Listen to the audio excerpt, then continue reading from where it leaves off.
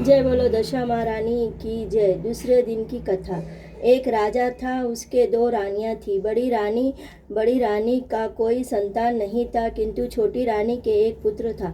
राजा छोटी रानी और उसके पुत्र को बहुत प्यार करता था।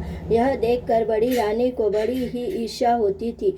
वह सौतेला व्यवहार करना राजकुमार को प्राण की प्यासी हो गई थी।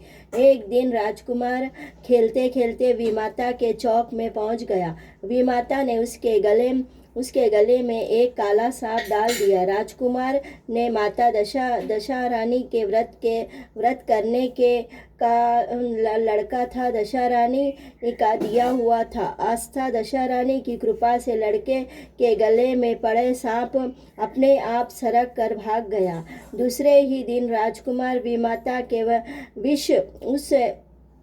माता ने उसे विष के लड्डू खाने को दिए। वह लड्डू को लेकर ज्यों ही खाने लगा, त्यों ही दशा महारानी ने किसी दासी का वेश प्रकट होकर लड्डू छीन लिया।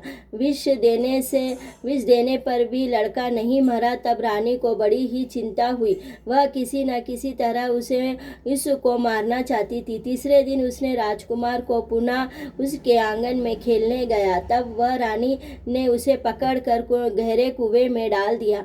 यह कुआं उसके आंगन में ही था, इसके कारण किसी कुछ पता नहीं चला राजकुमार कहाँ गया। तब उत्तर जलाशय क्षेत्र स्वच्छ मकान में ऐसे ही दिव्य वस्त्र में सदैव ही दशा माता का वास होता है। विमाता ने राजकुमार को कुएं में डाल और दशा माता ने उसे बीच में ही रोक दिया।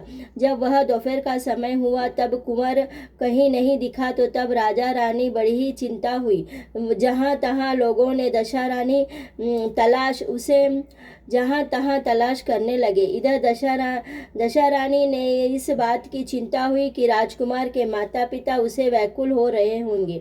उससे उसने अपने पाप पहुँचाना चाहिए, परंतु पहुँचाऊँ तो किस प्रकार। तब राजकुमार की तलाश करने लगे। तब हताश होकर वह बैठे रहे। राजा रानी ने पुत्र शोक में रोने लगे। तब दशा माता ने भिखारिन का वेश कुंवर को गले में डालकर राजद्वार पर जा पहुंची। राजकुमार को एक वस्त्र में छिपाते हुए भिखारिन की भिक्षा के लिए वह सवाल किया। तब वह सिपाहियों ने धुतकारते हुए कहा कि यहाँ तो राजकुमार खो गया है, अतः सब लोग दुखी और चिंतित है, व्याकुल हो रहे हैं। ऐसे में तुझे भिक्षा की पड़ी है, चिंता हट यहाँ से। तब दशा माता बोली कि भाई, पुण्य का प्रभाव बड़ा ही होता है। यदि तुम मुझे भिक्षिक मिल जाएंगी तो संभव है कि खोया हुआ राजकुमार भी मिल जाएगा। यह कहकर वह देहरी के भीतर पैर रखने लगी। तभी सिपाही ने उसे आगे बढ़ने से रोका और उसी समय दशा माता के एक वस्त्र में से उस बालक का पैर उगड़ गया और सिपाही ने समझा कि अभी कुंवर इसके हाथ में है तो इसे जाने दो, तब वह कुंवर भीतर छोड़ आएंगी, तब उधर बाहर आने पर पकड़ लेंगे। तब दशा माता कुंवर को लिए भीतर चली गई। तब उसने राजकुमार के चौक में छोड़ा और वह वहां से वापस लौट रही थी, परंतु रानी ने उसे देख लिया और उसने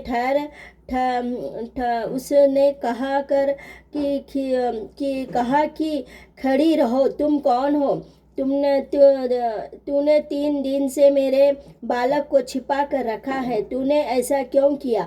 ठहरो जरा, जवाब दो, देती क्यों नहीं? दशा माता ने क्षण भर ठहर गई और उसने कहा कि रानी, मैं तुम्हारे पुत्र को चोरी छिपा कर नहीं हूँ, मैं तो तुम्हारी आराध्य देवी दशा माता हूँ। तुझे चिंता में देख कर यह सौतन तुझसे ईर्ष्या करती है, वही पुत्र को घात कर रही थी, चिंता में थी। तुझसे यह उचित है कि अपने पुत्र को कभी उसके पास न जाने दे। एक बार वह कुमार के गले में सर्प डाल दिया और मैंने उसे भगा दिया। दूसरी बार विष के लड्डू दिए तो मैंने उसे भी छीन लिया।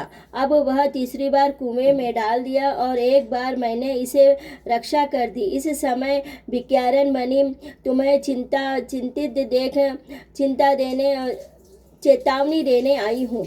तब रानी ने भगवती के पैर पकड़ लिए और उनसे विनती भाव से प्रार्थना करने लगी, कृपा कर कर आप अपने शरण दर्शन दीजिए। ऐसे वैसे में अभी इस महल में सदैव रहिए, मुझसे जो भी सेवा बन पड़ेंगी मैं करूँगी। तब दशा माता ने उत्तर दिया कि किसी के घर में मैं नहीं रहती, श्रद्धा पूर्वक मेरे स्मरण करो और यह हृदय से रहते हुए मैंने तुझे शक्त दर्शन दिए हैं, तो उपलक्ष्य में सुहागनों को नूतो और उनकी विधि पूर्वक आदर सत्कार करो और भोजन बनाकर अपने नगर में अतः राज्य में ढिंडोरा पिटा दो कि सभी लोग मेरे डोरा लिया करे और व्रत किया करे। यह दशा माता अंतर्ध्यान हो गई।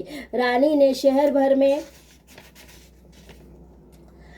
भर में सौभाग्यवती स्त्रियों को निमंत्रण देकर बुलाया और उभर देकर वह विशिरोभूषण 16 श्रृंगार के अवता अत्यंत विधि पूर्वक सेवा करी और वह गहने आदि आंचल में भर कर भोजन करवाया। शहर में राज में ढिंडोरा पिटा दिया कि अब सब लोग दशा माता का डोरा लिया करे। बोलो दशा महारानी की जय।